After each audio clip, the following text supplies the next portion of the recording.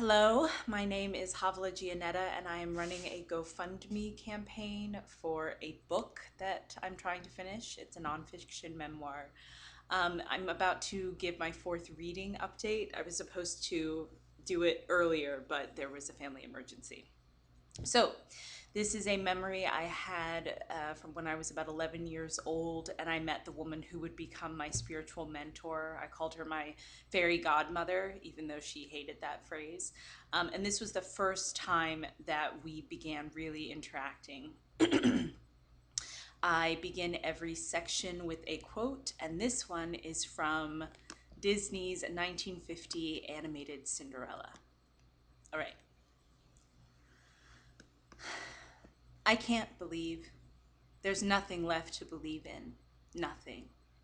Nothing, my dear? Oh, now you don't really mean that.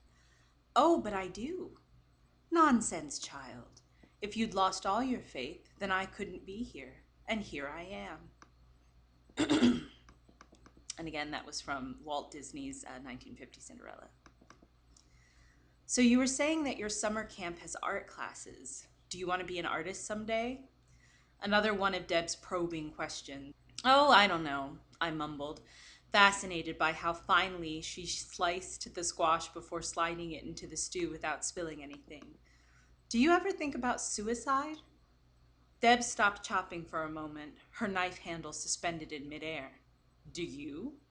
Yeah, all the time, I shrugged, as if we were discussing alternative career options.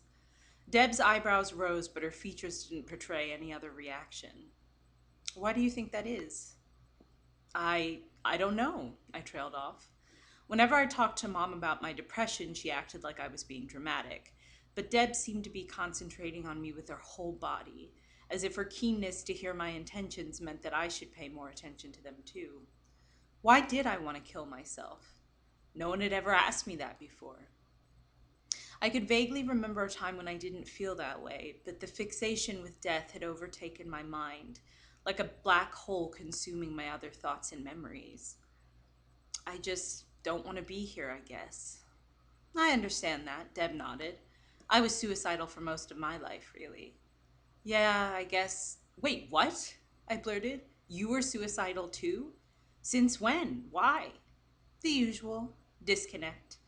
Deb casually waved her hand as if the root causes of suicide were common knowledge. Now it's mainly depression that I struggle with. I had an unhappy childhood, then my first husband left me when I went blind, and the second one left me when I became a Christian. She shook her head, amused. He said he didn't want to deal with all that God stuff. Then he went and married a devout Buddhist. It's like, hello, did you ever think that you might be attracted to spiritual women for a reason? Deb gave an odd little laugh as if she were retelling someone else's story. It unnerved me. And then there was the diabetes and the dialysis and all the times I thought that my body would fail and I would die anyway. I stared at her, unsure what to say, but she didn't seem bothered by my silence. No. Deb shook her head as if in answer to my unspoken question. Suicide doesn't control me the way it used to, but depression, that's a biggie. People get judgmental, but... Deb shuffled to the other side of the stove. One hand held protectively out as the other hovered over it, searching for her old-fashioned kettle. I think it's important for people to understand how depression works. Do you want tea? I glanced at her suspiciously healthy selection of herbal infusions and tore open another packet of Ritz. No thanks, I crunched. So why aren't you suicidal anymore? Because I know why God put me here. I rolled my eyes. That wasn't a real answer. Okay, but how can you be sure? How can anyone know why God puts them here? It's not like he tells us. Yes, he does, she contradicted. One day, God gave me a vision that A vision?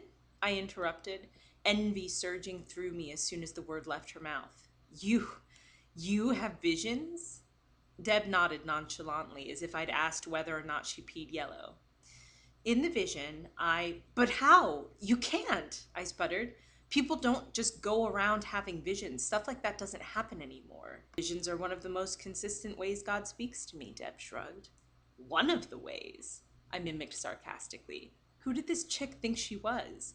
You act like it's so normal that God speaks to you. Because it is. She cocked her head to one side, like she was wondering how I could fail to understand something so basic. God speaks to everybody, Havilah. Well, he doesn't speak to me, I spat. Deb switched a burner on and moved away from the stove with a philosophical air. Why do you think that? Because he doesn't, I cried. The Socratic questioning was beginning to bug me. God doesn't talk to people. Everyone knows that. I mean, I paused as I remembered Saint Bernadette. I hadn't thought about her in a while. I mean, not unless you're like special or something. I glared at Deb resentfully. Like you, I guess. Deb was shaking her head before I finished. God speaks to you, Havilah. It's just that I'm telling you, he doesn't, I growled. You don't understand. I tried. I prayed. I paced out of the kitchen, unable to keep my temper in check. I prayed over and over at night, in the morning, on my knees with my hands up. I even prayed a Catholic prayer, and nothing happened. Do you know who Saint Bernadette of Lourdes is? I've heard of her, yes. Well, I asked to have visions like Bernadette. I even asked her to talk to me once, just one time, and she didn't. Nobody did.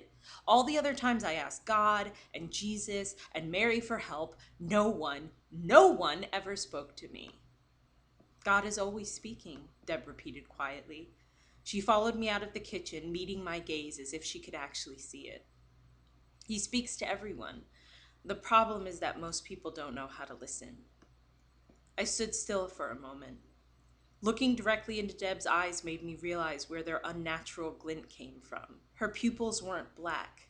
They were completely scarred over with cataracts, and when light reflected off of them at just the right angle, they glowed like pale gold. But discovering the mundane source of the brightness in Deb's eyes didn't make her seem any less strange. I began to feel the way I had when we'd first met, like there was too much energy in the air. Havilah. Deb stepped gently toward me as if she were approaching an abused animal. If you want God to give you visions, just ask him. But first, you need to learn how to listen.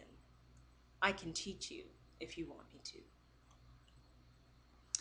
All right, so that was my fourth update. Again, apologies for the delay in getting this to you, and thanks for listening. I should post my fifth one in a few days.